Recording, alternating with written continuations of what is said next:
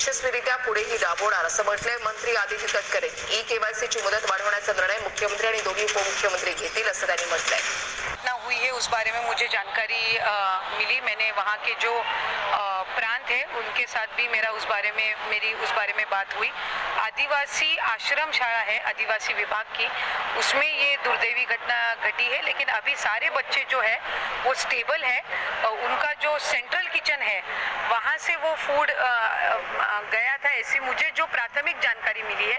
लेकिन मैंने उनको सूचना दी है कि संबंधित जो विभाग है आदिवासी विभाग है, उस विभाग के जो मंत्री है उइके सर, उनके साथ मैं भी खुद बात करूंगी और मैंने लोकल जो एडमिनिस्ट्रेटर है उनको भी मैंने सूचना दी है कि वो भी बात करके, जिलाधिकारी भी बात करके उस बारे में जो वो सेंट्रल किचन है उनसे कौन सा फूड लाया गया था उस बारे में जांच हो।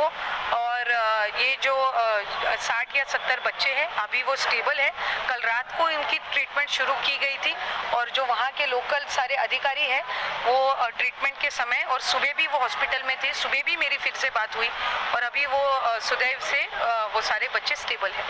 झालेले आहेत महिला, क्या आजही अपेक्षित आहे केवायसी सुरू होईल तर काय सांगा? ई-केवायसीला जवळपास सरकारने 6 महिन्याची मुदत ही त्या ठिकाणी दिली होती। पहिल्या मुदतीमध्ये 2-3 महिने अशी वाढ करून ज्यांनी चुकी ई-केवायसी पूर्ण केली होती पण त्याच्यामध्ये काही उणीवा राहून गेल्या होत्या त्यांना सुद्धा दुरुस्त करण्याची आपण परत मुदत त्या ठिकाणी दिली आणि त्यानुसार लाडकी बहीण योजना मला आपल्या माध्यमातून सांगायचं आहे की ही यशस्वीरित्या पुढेही राबवली जाणार। ई-केवायसीच्या संदर्भातला जो निर्णय आहे अधिक वाढवायचं का काय त्या संदर्भामध्ये सुद्धा राज्याचे मुख्यमंत्री आदरणीय फडणवीस साहेब, दोन्ही उपमुख्यमंत्री शिंदे साहेब असतील, सुनेत्रा काकी असतील, या संदर्भामध्ये जी काही निवेदनं प्राप्त झालेली आहेत ही आम्ही त्यांच्यापर्यंत पोहोचवू आणि महायुतीच्या सरकारने आणलेली ही योजना आम्ही पुढे सुद्धा विभाग म्हणून यशस्वीरित्या राबवत राहू। त्या विरोधकांकडून श्रेयवादाची लढाई सुरू आहे। आज उद्धव ठाकरे, राज ठाकरेंनी एकत्रित मुंबईमध्ये विजय उत्सव साजरा केला। नाही, खरं तर काही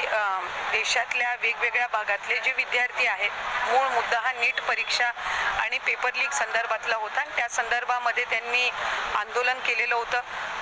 एक उपोषण सुद्धा त्या निमित्ताने जे त्या क्षेत्रामध्ये अनेक वर्षापासून काम करतात ते सोनमजी वांगचुक असतील यांनी केलं होतं। पण त्यांनी 2 दिवसापूर्वी सरकारचे 2 मंत्री JP नड्डा साहेब असतील, आणखीन एक मंत्री यांच्यासोबत त्यांनी जी काही त्यांची बैठक झाली त्याच्यातून त्यांनी ते उपोषण मागे घेतलं। त्यांच्या अनेक मागण्या सुद्धा सरकारने त्या ठिकाणी विभागाने मान्य केल्या। काल संबंधित मंत्री महोदयांचा राजीनाम्याच्या नंतर अनेक विद्यार्थी जे आहेत जे आंदोलन करत होते त्यांनी सुद्धा त्या संदर्भातली मतं व्यक्त केली। आपली लोकशाही आहे आणि लोकशाहीच्या दृष्टिकोनातून जर एखादी गोष्ट चुकीची घडत असेल तर ती निदर्शनास आणून देणं, त्या संदर्भामध्ये आंदोलन करणं लोकशाहीमध्ये अधिकार हा त्यानिमित्ताने आहे।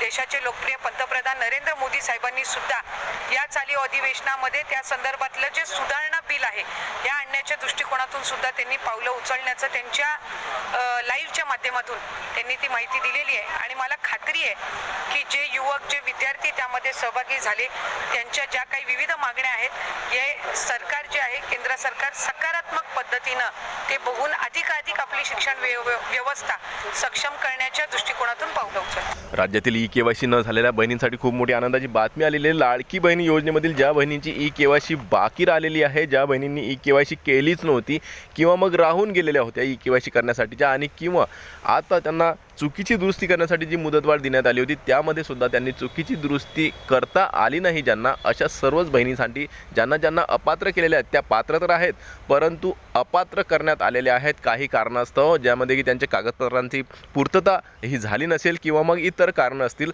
म्हणजेच की सर्व अपात्र बहिणींना आता ही खूप मोठी खुशखबर आलेली आहे। 1 महिन्यापासून आपण वाट बघत होतो की कुणीतरी मंत्री किंवा मग अधिकारी आपल्याला याबद्दल काही माहिती देतील का, काही आपल्याला सांगतील का, अशा प्रकारचं आपण बघत होतो। तर आता आदित्य तटकरे यांनी कालच सांगितलेलं आहे की लाडकी बहीण योजनेमधील ज्या बहिणींची केवायसी बाकी राहिलेली आहे किंवा पुन्हा केवायसी सुरू करण्यासाठी जी काही व्यवस्था आहे ही लवकरच करण्यात येणार आहे। राज्याचे मुख्यमंत्री देवेंद्र फडणवीस किंवा मग दोन्हीही उपमुख्यमंत्री याबद्दलचा निर्णय घेणार आहेत आणि लवकरच याबद्दल आपल्याला माहिती देणार आहेत।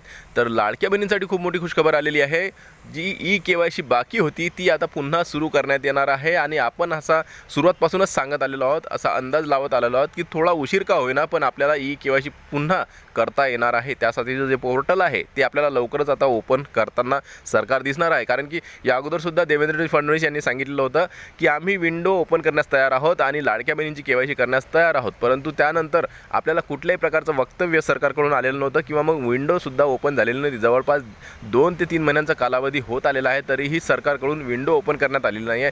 तर KYCसाठी जी काही विंडो ओपन होणार आहे ती आता लवकरच ओपन होणार आहे. कारण की सरकारनं सुद्धा शासन आदेश जो काढलेला होता, लाडकी बहीण योजना सुरू केली त्यावेळेस सुद्धा सांगितलं होतं की दरवर्षी लाडक्या बहिणींची KYC ही करणं बंधनकारक राहणार आहे आणि जून आणि जुलै या 2 महिन्यांच्या कालावधीमध्ये ती पूर्ण करून घेणं हे सरकारचं काम आहे. परंतु अजूनही हा जुलैचा महिनासुद्धा अखेर उलटत चाललेला आहे, तरीही कुठल्याही प्रकारची माहिती सरकारची आलेली नव्हती. परंतु आता आदित्य तटकरे यांनी स्पष्ट सांगितलेलं आहे, तुम्ही व्हिडिओमध्ये बघितलं असेल की दोन्ही उपमुख्यमंत्री आणि मुख्यमंत्री हे मिळून निर्णय घेणार आहेत. मंत्रिमंडळामध्ये हा निर्णय होणार आहे की केव्हा चालू करायची आहे, कशा प्रकारची चालू करायची आहे.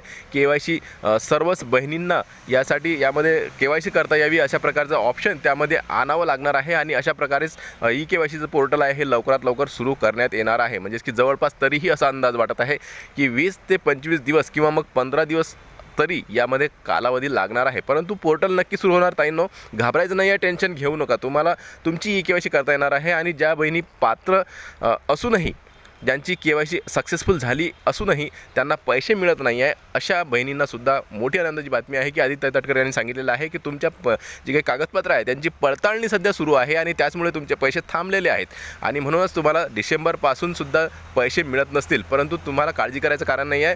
तुमची कागदपत्रांची पडताळणी पूर्ण झाल्यावर तुम्हाला पुन्हा ही जी काही लाडकी बहीण योजना आहे यामधील जी काही हप्ता आहे, पैसे आहेत, हे तुम्हाला पुन्हा सुरू करण्यात येणार आहेत, असं आदित्य तटकरे यांनी सांगितलेलं आहे. तर लाडक्या बहिणींनो, घाबरू नका. थोडा उशीर लागत आहे आणि हा उशीर का होत आहे हे तुम्हाला सुद्धा माहीतच असेल की आता सध्या दिल्लीमध्ये जंतर मंतरवर विद्यार्थ्यांचं जे काही आंदोलन झालेलं आहे त्यामध्ये खूप मोठा घोळ निर्माण झाला होता आणि सरकारकडून त्यांच्यावर लाठीचार्ज किंवा इतर प्रकारे मारहाण करण्याची सुद्धा बातम्या समोर आलेल्या होत्या. पोलिसांकडून त्यांना मारहाणसुद्धा करण्यात आलेली होती आणि अशा प्रकारे हा जो एक वाद तिथं निर्माण झाला होता, त्यामुळे सुद्धा संपूर्ण देशातील सरकार हे लक्ष देऊन त्याच जे काही आंदोलन होतं त्या आंदोलनाकडेच त्यांचं लक्ष होतं आणि शेवटी आता प्रधानांच्या इस्तेफामुळे आता हे आंदोलन तुर्तास थांबवण्यात आलेलं आहे. आता यामध्ये अशा गोष्टी आहेत, त्यांच्या आणखीन काही मागण्या आहेत, तर होऊ शकते पुढे काय होणार हे आता पाहण्याजोगर राहणार आहे. परंतु सरकारचं, संपूर्ण देशातील सरकारचं लक्ष जे काही होतं, CM असतील, विविध राज्यातील जे सरकार असेल, ते सर्वांचं लक्ष त्याकडे सध्या तरी होतं आणि त्याचमुळे या KYC मध्ये थोडा उशीर लागला होता. परंतु आता सरकारनं सांगितलेलं आहे, आदित्य तटकरे यांनी सुद्धा सांगितलेलं आहे की KYCला आम्ही पुन्हा सुरुवात करणार आहोत. मुख्यमंत्री, उपमुख्यमंत्री याबद्दलचा निर्णय घेणार आहेत आणि लवकरच तुम्हाला हे सांगण्यात येणार आहे. तर घाबरायचं नाही, टेन्शन घ्यायचं नाही. तुम्हाला KYC ही करणं बंधनकारक आहे आणि करावीच लागणार आहे आणि त्यासाठी सरकारला विंडो ओपन करणं ही बंधनकारकच आहे, कारण की शासन निर्णयामध्ये सुद्धा तसं नमूद आहे. तर लाडक्या बहिणींनो, घाबरू नका. व्हिडिओ आवडल्यास टेक्निकल मराठा जी या चॅनलला नक्की सबस्क्राईब करा. मी देवानंद गव्हांदे. पुन्हा भेटूया नवीन एका व्हिडिओमध्ये. तोपर्यंत जय महाराष्ट्र.